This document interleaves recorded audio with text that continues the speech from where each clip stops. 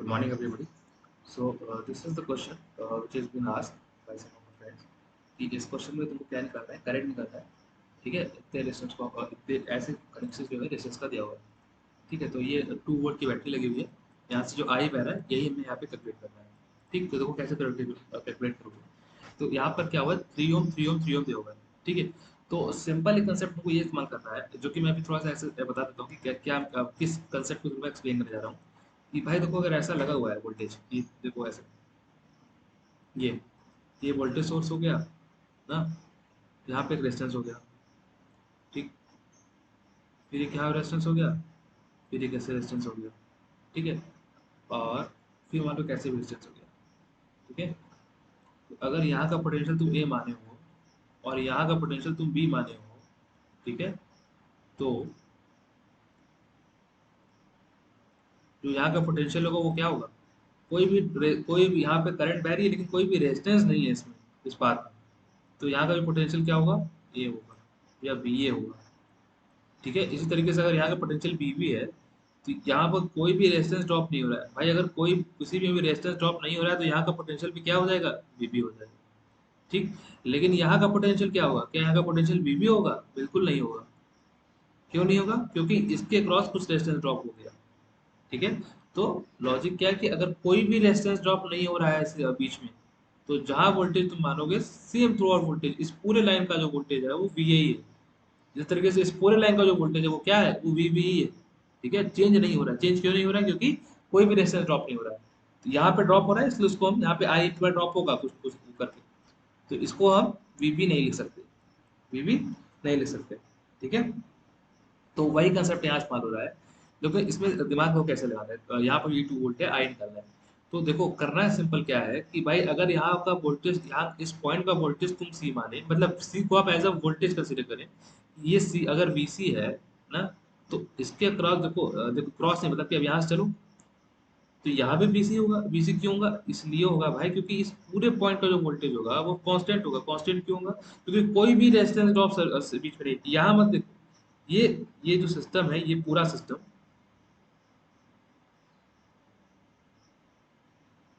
ये basically parallel में लगा हुआ है। पैरेलल इन द सेंस कि पैरेलल है मतलब कि इससे तो मतलब यहाँ पर कोई भी ड्रॉप नहीं है, यहाँ पर कोई भी ड्रॉप नहीं अगर हो रहा है, तो क्या होगा कि सिंपल दोनों का पोटेंशियल जो होगा वो बराबर हो जाएगा, ठीक। मतलब ये सिंपल तार लग गया यहाँ पर, ऐसे समझ लो एकदम पैरेलल तार लगा दिया है भाई। अब ये साबित सारा हमसे मतलब ही नहीं, यहाँ का पोटेंशियल मतलब कि एक तरह से तार उठा के ऐसे लगा दिया पूरा, तो जो पोटेंशियल यहाँ भी होगा वो पोटेंशियल सेम यहाँ भी होगा। इसी तरीके से अब इसको सी माने तो ये भी सी हो जाएगा, ठीक है। अब इसको देखो, अगर तुम बी माने तो ये भी बी होगा, ठीक है ना।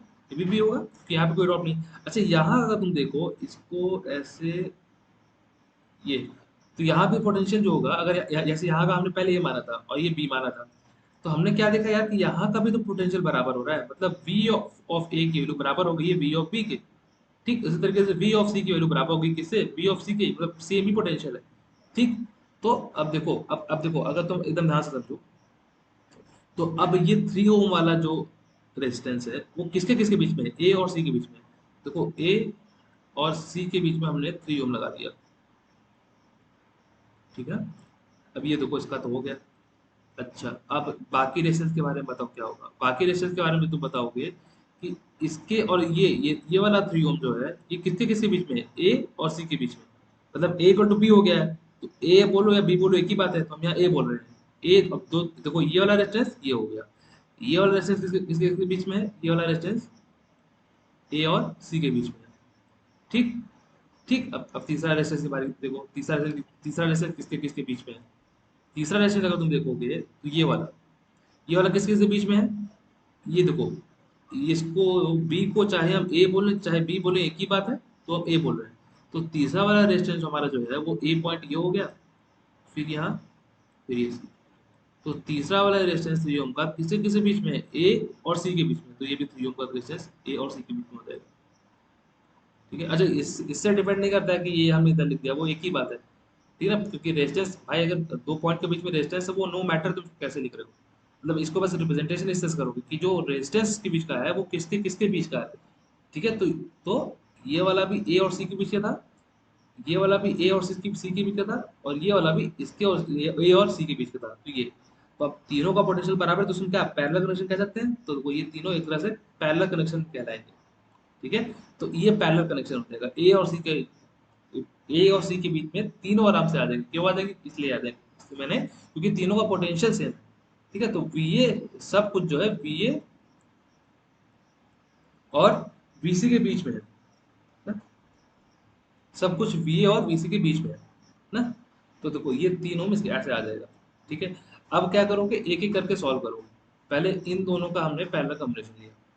ठीक है, तो इनका पहला कॉम्बिनेशन क्या होगा, 3 × 3 / 3 + 3 = 3/2 आ गया। ठीक, फिर इसको यहाँ से रिप्लेस कर दिया, 3/2 यहाँ, 3 यहाँ। ठीक, फिर इसका ये भी एक दूसरे के साथ क्या है, पैरेलल में है, पैरेलल में है, तो ये पैरेलल ले लिया, 3/2 3/3 + 3। मतलब क्या, आर जब पैरेलल में होता है, आई होप ये आपको पता ही होगा कि जब भी आर पैरेलल में होता है, for a parallel network R1 R2, जो इसका आर इक्विवेलेंट दिया जाता है, तो क्या दिया जाता है, R1 R2 / R1 + R2 ना। तो बस वही यहाँ लग रहा है, R1 R2 / R1 + R2, तो ये 1 ओम हो जाएगा।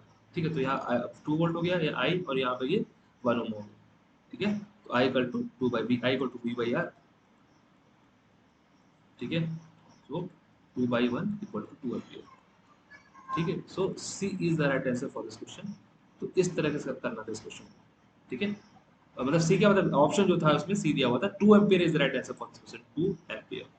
ठीक है, तो जब भी ऐसे क्वेश्चन आए, ऐसे ही तो बहुत इजी क्वेश्चन था, लेकिन कल को बहुत कॉम्प्लेक्स सर्किट दे देता है। कॉम्प्लेक्स सर्किट दे देता है तो आपको सिंपल ये करना है कि लेके चलो, जैसे कि अगर यहाँ का पोटेंशियल ये माने हो, तो लेके चलो भाई, कहाँ पे जाके मिल रहा है, सीधे ये मिल रहा है तो इसका पोटेंशियल, इसका पोटेंशियल सेम कर दो। यहाँ का पोटेंशियल बी मानो तो कहाँ से भी मानो, यहाँ से बी से ले चलो, फिर यहाँ का पूरा बी कर दो। इस तरीके से करना है तुम्हें। ठीक है, अब तो यहाँ भी कोई ड्रॉप नहीं हो रहा है, तो इसको भी बराबर कर दूंगा, मतलब यहाँ और यहाँ का पोटेंशियल क्या हो जाएगा, सेम हो जाएगा। क्या हो जाएगा, सेम हो जाएगा। ठीक है, तो ये करना है।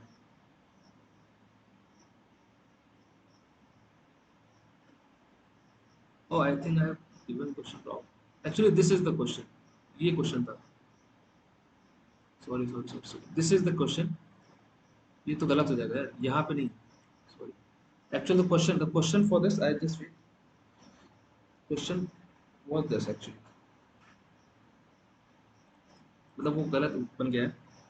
देखो ये क्वेश्चन था बेसिकली, मैंने एक्सप्लेनेशन सही दिया है, बस क्वेश्चन का वो गलत लगा दिया।